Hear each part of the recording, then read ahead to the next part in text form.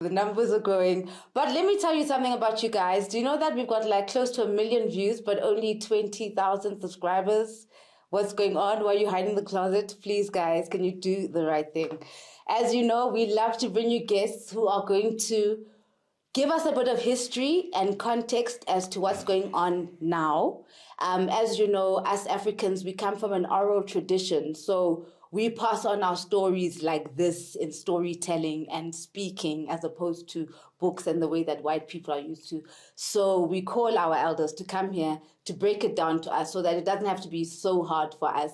And greetings to everybody watching online, the live stream. Please do send your questions. I have my phone on me, so if you've got any questions for the doc, you're most welcome. I've got Dr. Iqbal Survé today, a media mogul, entrepreneur, a medical doctor. You got so many, I'm like, but a great man all the same. Thank you so, so much for agreeing and coming through. And it's such a privilege to have you here. Siki, it's my privilege, really. It's wonderful to be here, to see amazing work that you're doing. And, you know, as you said, it's oral tradition. And I'm here to contribute. And I've even got a new suit for you. Thank you, your blue suede suit. Thank you very much. So, you know, when we hear your name or read about it, it's got a lot of gloss and like glamour and wealth and stuff. We actually want to know the how. You know, we know our backgrounds don't come from white capital monopoly backing, so we want to capture that essence. No, that's great. I mean, you know, like most Black South Africans, I came from humble beginnings. Very proud of that because, in my view, that part of my life taught me a couple of things. They say humility always, you know, coming from humble background makes you even more humble. Mm-hmm. It teaches you humility. I think that's for me the first kind of lesson. The second is that you understand that people struggle, and you know how difficult it is to make a living, and if you have no money, to come out of poverty and to try and achieve things is incredibly hard. But also it taught me that, and I use this word cautiously, you know, ordinary people are beautiful.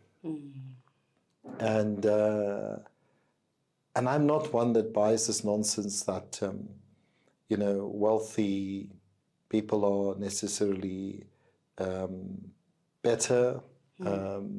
I'm like Jose Marti, the Cuban poet, when he says, "I have much empathy with the poor," and I think that resonates with me. That in our country right now, you know, we have so many beautiful people that are poor that are not given the opportunity, and yet it's such an truly amazing place that if people stop being greedy and we stop these big corporates from trying to control everything and open up our society in many different ways, including, of course, in business, but also for professionals, for artists, creatives, and others, we can just become the most amazing country in the world, you know.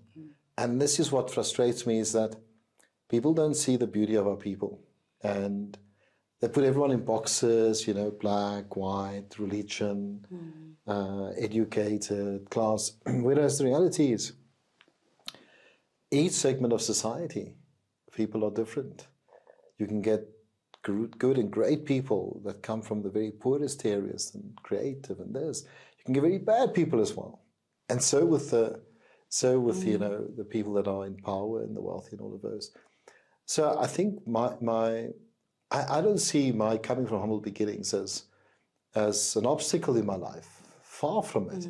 I think it's the greatest privilege ever given to me, because to be able to experience struggle, to be able to be part of that, to be able to have empathy with others and with the poor, is a gift that really, a lot of people should enjoy and makes you stronger, by the way. What were those? Tell us the story. Where did you grow up? Well, I grew up in Cape Town. Okay. And, Okay. you know, my dad was the eldest of 11 brothers and sisters. His father died, and we had a small cafe, a tiny cafe. And we had to feed anywhere between 10 and 20 people, 2 tiny bedrooms.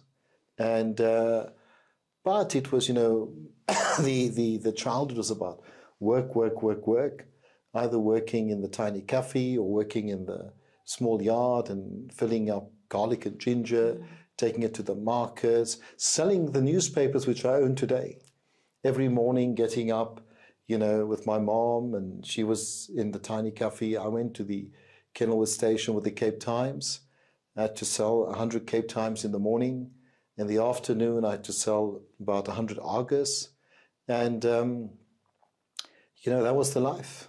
And it was not difficult, actually.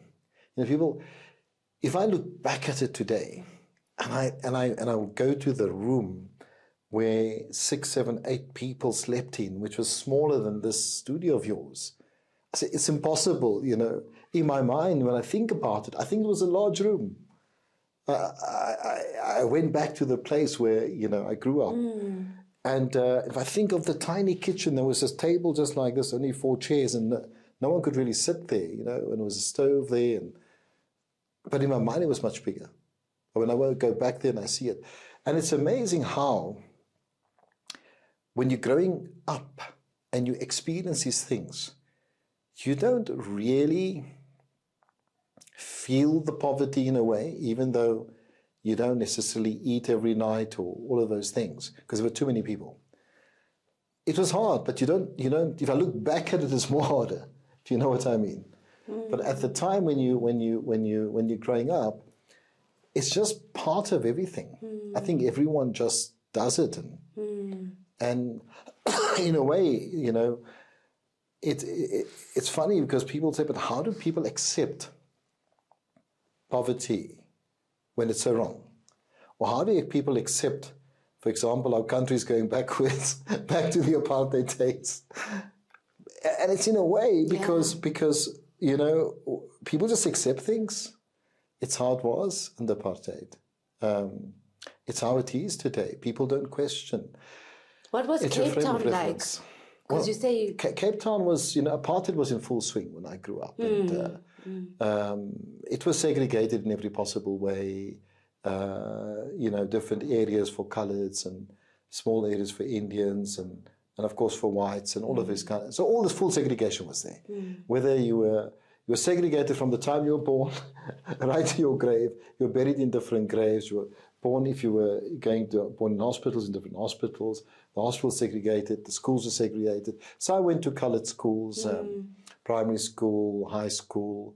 I was one of only a handful of students that was allowed to get into UCT to study medicine, because at that time the university was a white university, and they allowed like about just under 10% of the students to be non-white, even though there were no African students at UCT. It was only coloured, mainly like 90% coloured, and a few sort of Indian background at the time, because UCT was a white institution, and it was promulgated. It was it was in the law, and for us, people like ourselves, you know, they were not white, they were not European.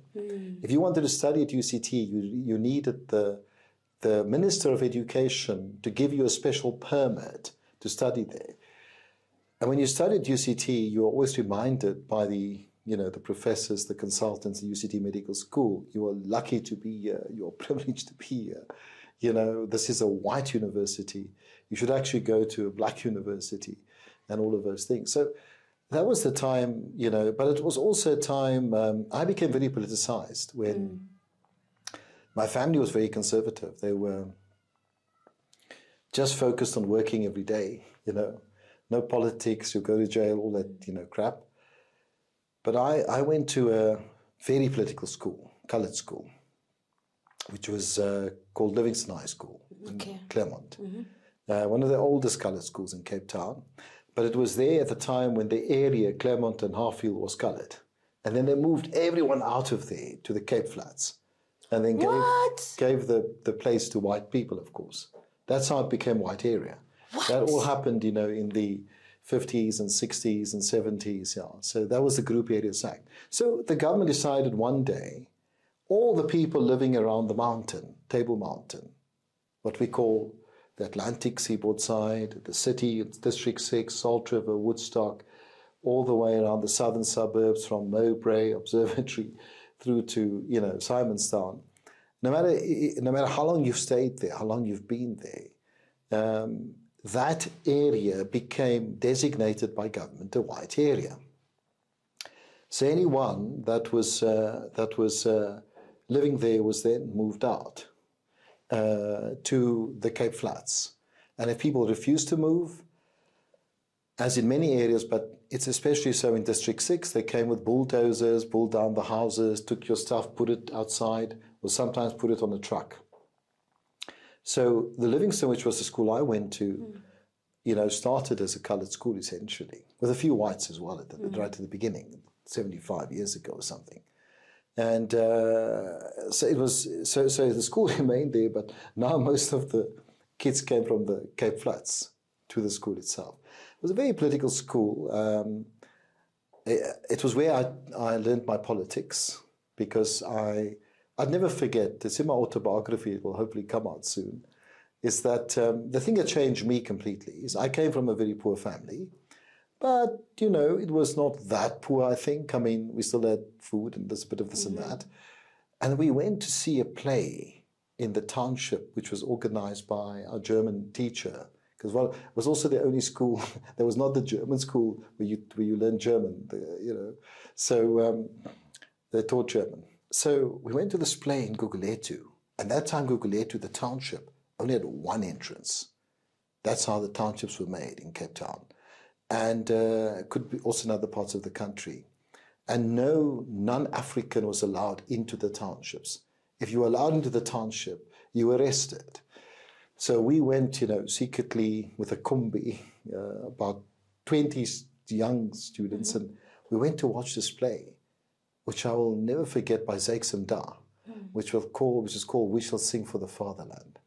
And how ironic, because that play was about two activists or guerrillas or something who were talking about when, liberation came, and how they were left out of getting any benefits. And isn't it ironic today, many people that struggled, during the apartheid time have not benefited at all from post-apartheid South Africa. So that play wasn't the play. I was too young to really understand the play fully. What affected me was actually going into Guguletu Township and seeing the poverty, which was like, my God, this is even 10 times worse than us. I mean, that's like really serious. I remember this big drum, and there was fire coming. It was people using it, for warmth, and the play was being done, and it was like not fancy. This was, and I just remember that, and that just changed me. Coming from a conservative family who were apolitical, then coming back, I looked at this thing of apartheid not necessarily as a race thing. I saw it as something which is exploiting people, and it's about poverty. And then, I became very active in the student movement. I was in the leadership of the SRC, and I was part of the Committee of 81. And we then launched in Cape Town the school boycotts, and that had its own dimensions. But that forever changed my perspective, and I became an activist. University started the first, Black Student Society, Black Medical Students. Azaso was part there with Joe Pashla, Aaron, Zoe Kota, lots of the current people that are in government today. We were together in the student movement against the state, obviously part of the underground structures, all of those things. But I was always driven by this sense that, apartheid is more than just about race. Apartheid is a grave injustice in terms of poverty, in terms of taking away people's dignity, but also, in a very tragic way, just destroying people, destroying them. Killing them. So killing them, but besides killing them physically, killing their minds, killing them, their creativity, everything that's beautiful about us. And so in a way, that was against all odds, against everyone in my family and extended family were conservative. And I always remember, when I was detained, the security police came to fetch me, and my mother offered them tea. I'll never forget it to this day. My mother claims she never offered them tea, but I remember hearing she offered them tea. But it was a shock to the system. What were you arrested for?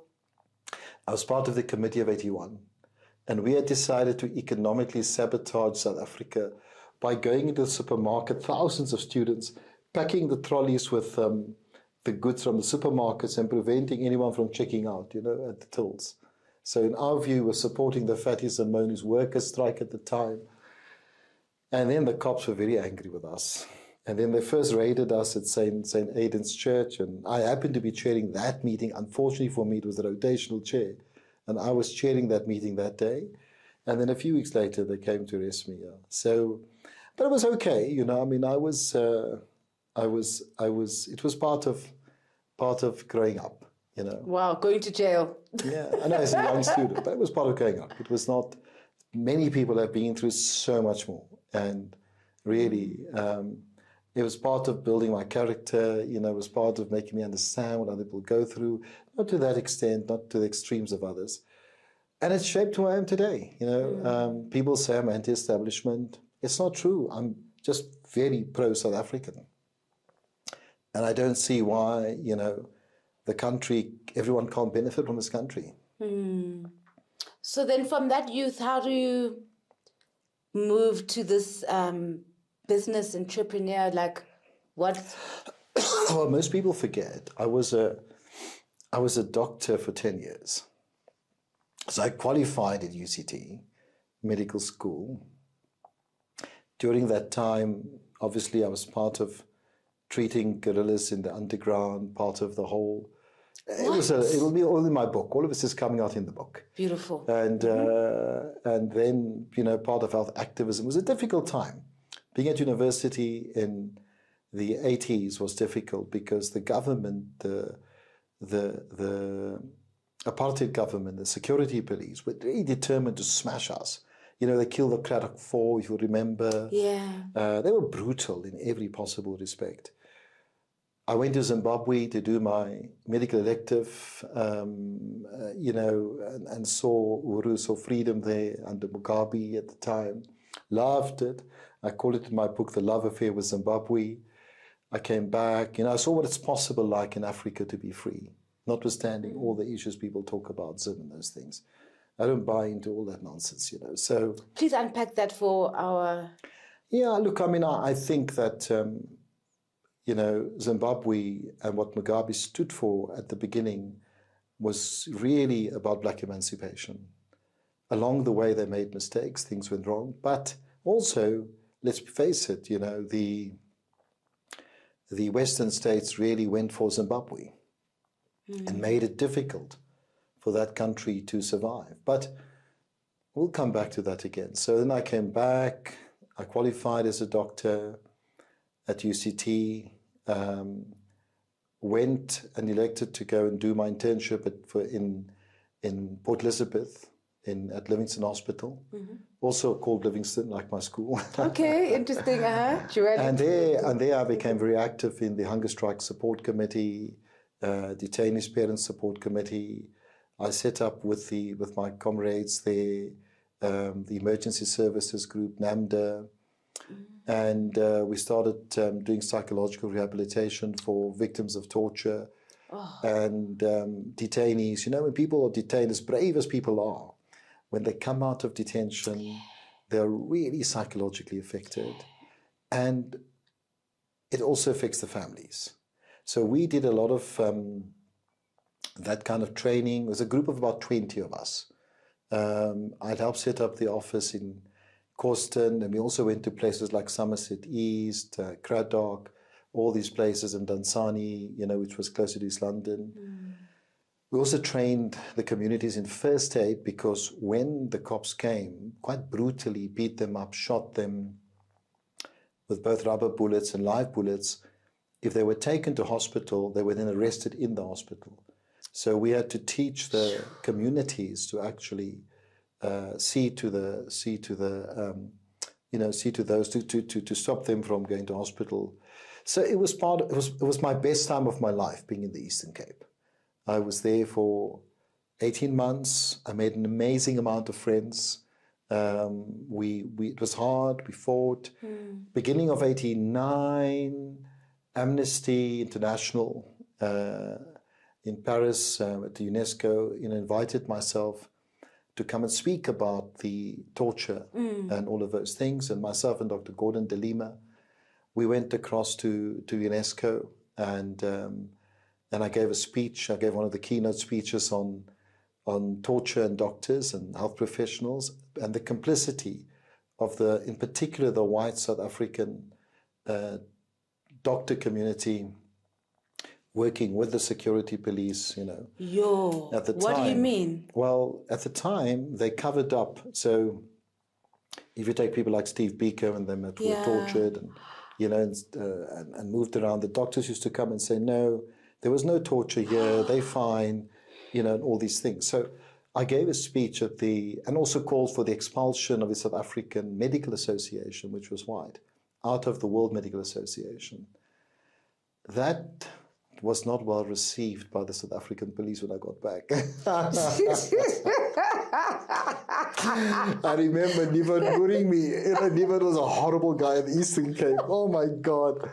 I regret giving that speech. When I came back at that time, the airport was, what was it, Jan Smuts Airport? Yes. They took me off a plane. What? And they moved me because, I gave the speech about the UNESCO. And Amnesty was honoring those of us doctors that were involved in this thing. So I came back, and then I continued to work. But things had changed in the Eastern Cape by 1989. The repression was really, it was really bad. And then Govind Mbeki Wamgov came out of prison at Robben Island, and he came to stay in New Brighton, and we built up a great friendship. And then things became a bit hot for me with the police. My cover was blown. It's in my book. I'm not going to give you all the details. And only discovered many years later how my cover was blown. But many years later. But any event, I then had to get out of the Eastern Cape. Yeah. And then we had a party at St. George's Beach, and Monma Biso Gancho, who was a doctor at the time. Him and his wife, they were at the medical residence at Livingston, and then I think they went to live in Motherwell. They just bought a house, there. And I remember we had about I don't know, I can't tell you the exact amount of people, so I'm going to be lying because I never counted. But I would say at least a few thousand people on the beach coming to say goodbye. Oh, what? I'm not kidding you, but which was the interesting thing, you had St. George's Beach, and you had the sand, and then you had a highway, and all on the highway were Caspers. They were they were coming, and I said, well, that's the best goodbye I could ever get, saying the cops coming to say goodbye to me. I think they wanted to make sure, I had a yellow Beetle, I drove a Beetle, yellow Beetle. And my Beetle used to go in and out of New Brighton Township, Motherwell, all these places, and I think they were very happy to see me and my Beetle go back to Cape Town.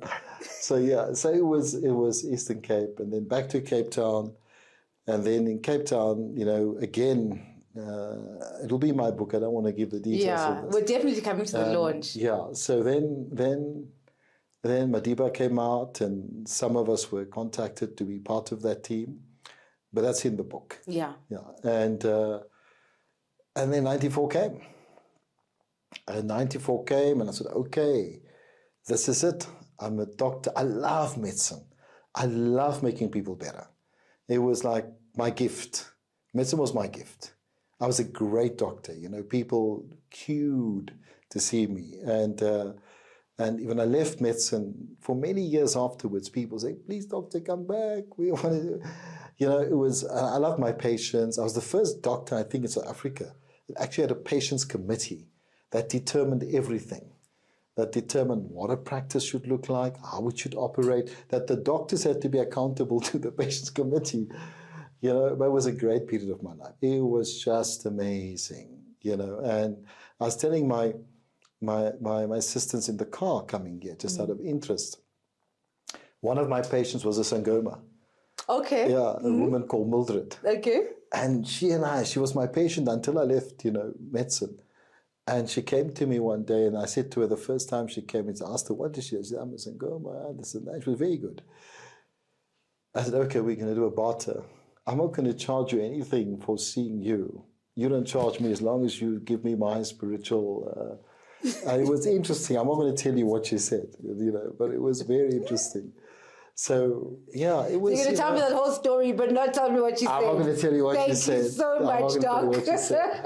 But I had a huge respect for her, and it was always great. She used to come, and we used to chat, and, and I believe in this stuff. I believe that, you're part of a broader spirit. Yeah. You breathe in the same molecules, we all one. Exactly. This nonsense that we are not. It's complete nonsense, Don't buy into that stuff.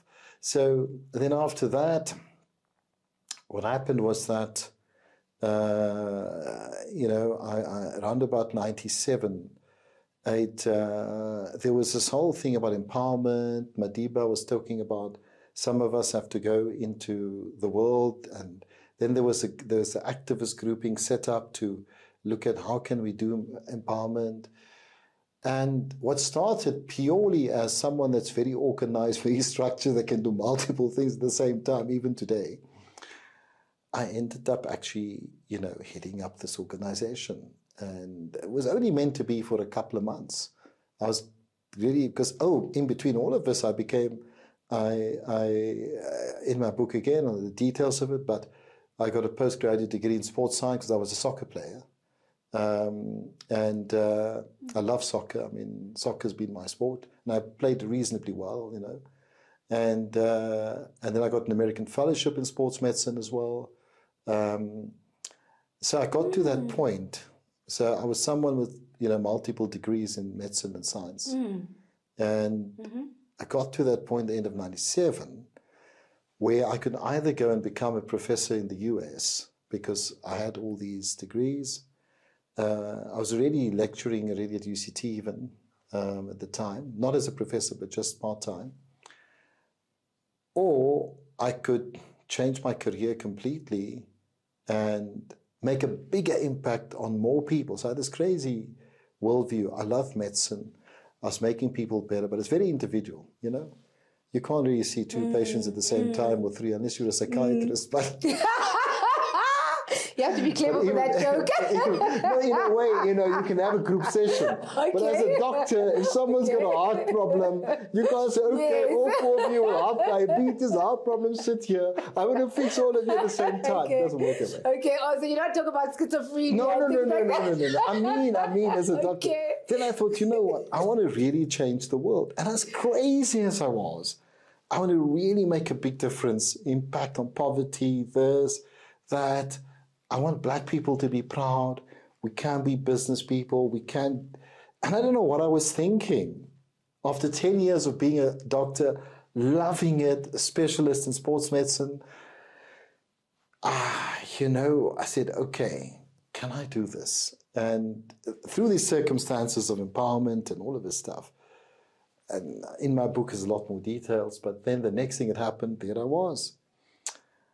And in 18 months, with very little money, listed this company Sekunjalo Investments, really in 18 months, with no salary, no income, nothing. And that's a lesson I always tell people. When you have the most to lose, you make things work. Yeah. You make things work. Because there's no fallback position. And for me, I said, if I'm going to do something, I'm going to make sure it works. Determination.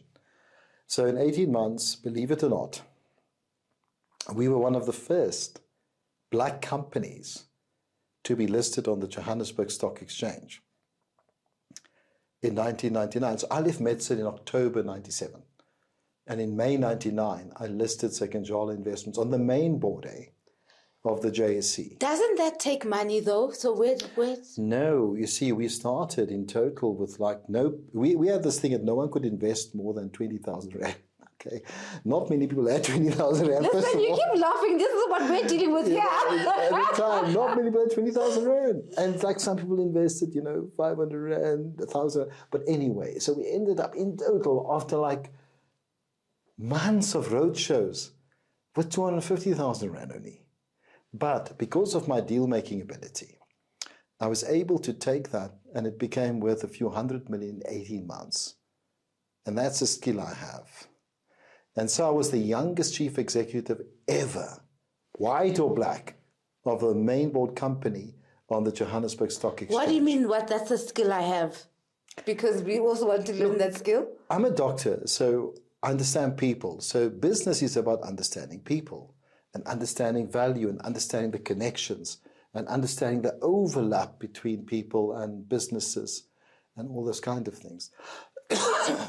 We'll need a whole session on that. Yeah, that's what I'm thinking. I'm like, hey, we're going to have an entrepreneur. So that happened, and Sekunjalo was, on the way. It was amazing. And then after that, I went separately out of Sekunjalo, went into oil business, gas in Africa. So I was one of the first to go into Africa. I went into technology investments, invested in companies like Tesla early on before anyone else. I just have a knack for these things, I missed medicine for the first 3-4 years. I missed the people. I missed making them better. So I love seeing people get better. I was a good doctor, I understood people. I understood that 90% of people's problems sit in the head. And you fix that, you fix everything else. And not that you fix it with drugs. No, I never believed in drugs.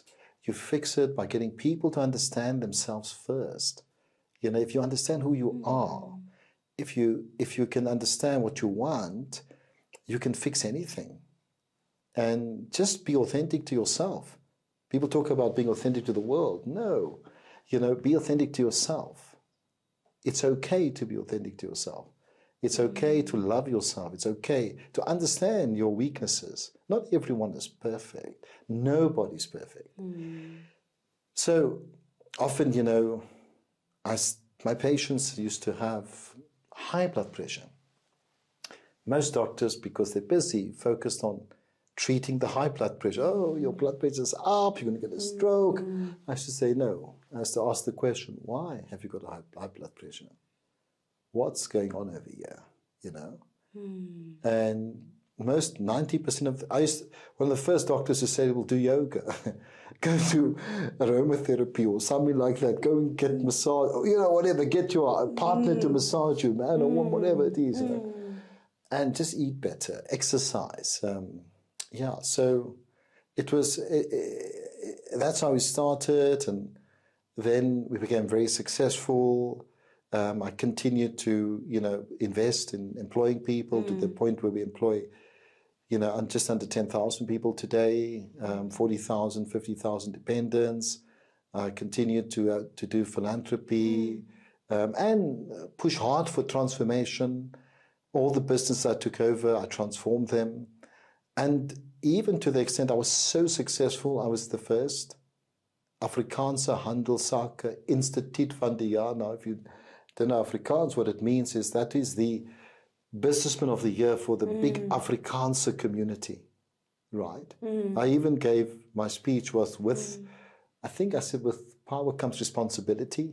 And I said to the Afrikaners, you must play a role as you did with yourselves during apartheid to empower yourselves after the British put you in the concentration camps, in the 1900s, and you must help our country and its people in the same way to actually truly become free, in terms of economically free, socially free, etc. I think they must regret having given me that award today. The same ones. That was in 2007. Doc, because I know you don't, sorry to cut you off there. It's because I know you don't have much time. I'm in your hands. So I wanted to find out, because I know you've got a very busy schedule and so I wanted you to get to the part of entering the media space, because then that leads us to what's happening now with you and Gulam, and you can perhaps break that, so that we can just... I don't... This is the bad children's corner platform. Until 2013, I haven't got blue eyes, but if you had to say it, I was the blue-eyed boy. I could do nothing wrong. Yes. I'd won more awards than any other, I think, black or white person in this country. Right. I was seen as the whiz kid that was just brilliant at everything that he did. I was lauded by everyone, the businessman of the year, this, that. I even got appointed by President Clinton, to his board. We became a World Economic Forum company, the first serious black company out of like 20 African companies, right? I became chairman of that board, of the Global Growth Companies board there. And then in 2013, I say this jokingly, my daughter for this, but I love her to bits. And part of my book is dedicated to her, because she was sitting, in our lounge, and our home is somewhere where you could come and probably the only home in Cape Town where you could see black people that were not savages, but they were creatives, they were teachers, professors, whatever, business people. An array. Yeah, an array, and she had lots of her friends there, and they were talking about, why is Cape Town so racist? Why do black people feel uncomfortable? Why is the media so one-sided in presenting the image of black people, And he said, Dad, don't you think you should, create at that time, online, a newspaper or something, or a blog or whatever. And it kind of started there, and it went from there towards, maybe we must, I appointed a consulting firm to advise me on launching a newspaper. I said it was too difficult. Then I went to approach the Irish. So that time, the Independent Media Group, just to go back a bit, around about 1993 or so, Harry Oppenheimer came to Mandela. And he said to Mandela, look, they own Anglo-American, and the Oppenheimers owned what was then called the Argus Group, which was the largest media group in the country, with about 20-odd newspapers. There were two major groupings, in the English side, SAN, which was the Times Media Group, Sunday Times, Business Day, all of those, and then the Argus Group. And you had the Afrikaners with Rapport and Beeld and Burger. So Harry Oppenheimer said to Mandela, look, we own all the mines and all of these things, and we don't want the newspapers falling into the hands of the ANC. And basically forced Mandela's hand to sell the Independent Media Group to the Irish, right? So to Tony O'Reilly and the Irish, on the basis that, it'll be safe in the hands of the Irish because, they're not South Africans. So white people are so cunning, guys. So there you have it. So there what happened was that the Independent Media Group was bought by the Irish. So until 2013, there was no black media group of scale in this country. There were attempts to invest into it by Tokyo, by Cyril, by all the various same players, right? With Johnny, but all of them had minority investments. So when I went to Ireland to ask to buy the Cape Times, the Irish laughed at me and said, are you crazy? We're not going to sell the Cape Times to you. Through a host of circumstances, you know me, I'm very determined. I went back a year later with a check to buy the whole business. All 20 newspapers, online sites, everything, communities, the works. the Irish were in trouble globally because of whatever issues. And anyway, Bob's your uncle. I bought the business. Now, I was someone who had sold the Cape Times and the railway station and in the roads, was now owning the Cape Times and Argus and 20 other newspapers, the Star, the Pretoria News, the Mercury, you name it. And then I, firstly, as the word came out that I was buying it, all hell broke loose. The white establishment went for me. My God. I thought, what's going on over here? Why are they so upset with me? I'm just buying a media house. Like, it's another business. Yes, I was going to transform the business, and I wanted to make sure the narrative about black people in particular is evened out, and it showed the beauty of our country in all its various forms. They went for me, boy. Yeah, the system started.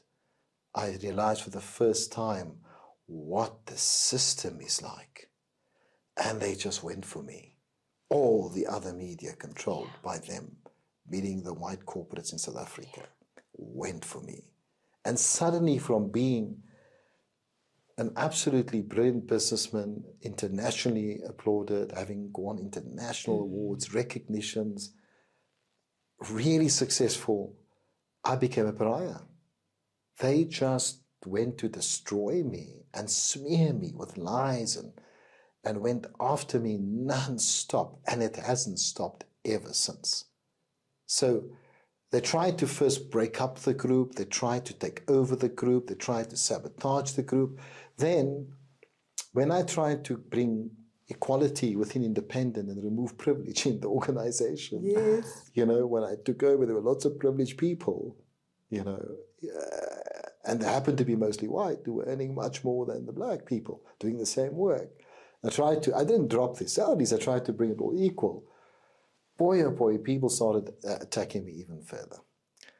And that changed my life and my family's life forever, to be truth, because then, I had to have security and protection, and the Afrikaner, white right, the Weerstandbeweging guys started saying they're going to kill me, and then whenever there was an article in the newspapers or online, people assumed it's me. Now, I don't have time to read 20 newspapers, right? I hardly have time to read a newspaper per day. But people assume what's in the newspapers is me. And that became the battle. And then it became a battle for the soul of the country. And we were trying, and I appointed mainly black editors, because the demographics of the country has to be, represented in that way.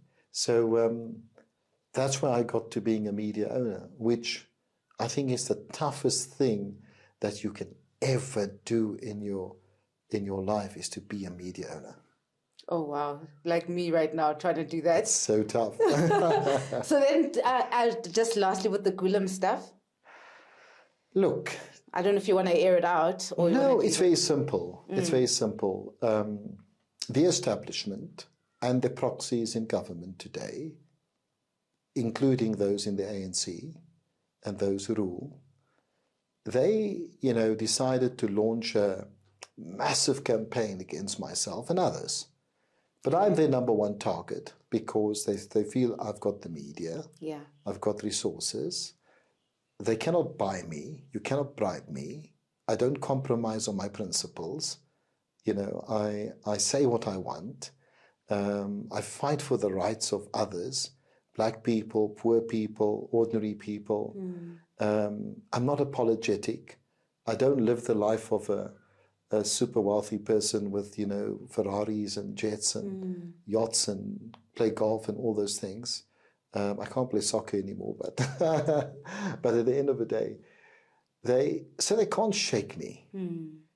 Because, for me, I have firm convictions, firm belief, firm values. And that's who I am. So what's the best way to deal with me is to smear me.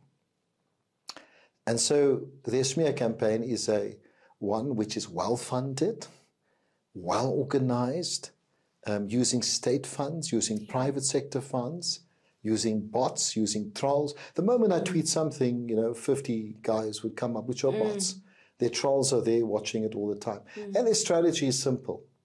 Divert his attention away from helping black people, helping to transform the country, showing people what alternatives can be. Keep him busy. Keep him busy with the banks, keep him busy with the courts, keep him busy with this. Just keep him busy all the time. This is the guy they say, that's not me, by the way. I may disagree with them. They say he's very smart, he's very resilient, and he's not tempted by all the things that all the other guys are tempted by. Therefore, he's extremely dangerous, right? And he's a guy that people listen to. He's got good ideas. He doesn't talk nonsense. And, he lives a principled life. So take him out. Now, you can't take him out physically. They've tried a few times. But you can take him out, in the public image. But it hasn't worked. Let me tell Mr. Gulam that. You know why, Mr. Gulam? Because I came from Cape Town to Johannesburg.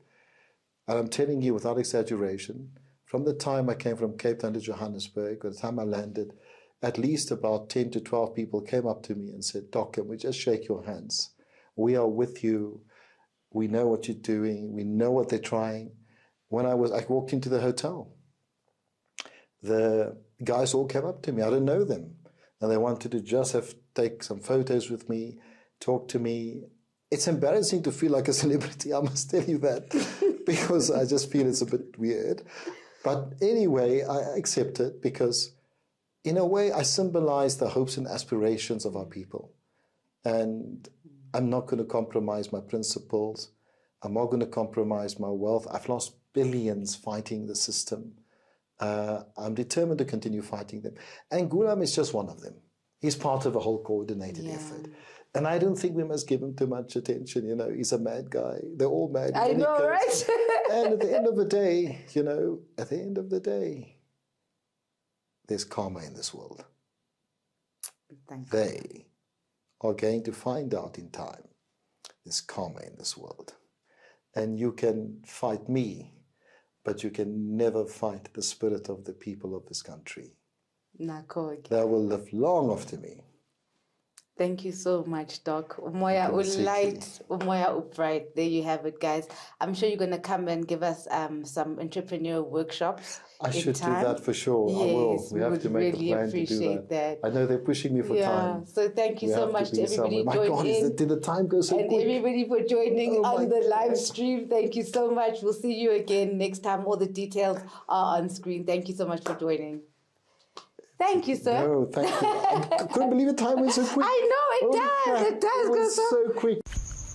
Who are you when all you were has been diluted by lies and white lines cancelling out all that which has been written of your history? Why do you look at yourself as a mystery? Doesn't the sun shine because you open your eyes? Doesn't the moon stay situated within the same stars your DNA sparkles off? Your spirit knows that surely corner into it off. Buza umoya so you may return to being well off. Because spiritually you are rich, yet your ancestors cry because you are out of reach. But yours is to command all elements while God takes inspiration from the very mirror she looked at to become. Remember who you are and never finish just when they think that with you they are done.